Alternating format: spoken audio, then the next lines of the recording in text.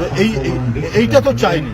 আমরা সবাই চেয়েছি যে এই অন্তর্বর্তীকালীন সরকার প্রয়োজনীয় যে সংস্কারগুলো সম্পন্ন করে নিষ্পন্ন করে একটা অবাধ সুষ্ঠু নির্বাচন দেবে। এই নির্বাচন কিন্তু আটকে রেখেছিল শেখ হাসিনা। এই নির্বাচনে ভোটাররা যেতে পারেনি। এটা নিয়েই তো আমাদের যত কথা, যত প্রতিবাদ, যত আন্দোলন। কারণ এই নির্বাচনকে একতরফা করার জন্য উনি সমস্ত প্রতিষ্ঠান ভেঙেছেন। তিনি নির্বাচন কমিশনের নিরপেক্ষতা ভঙ্গ করেছেন। তিনি আদালতকে নিজের আঁচলের মধ্যে বন্দী করে রেখেছেন।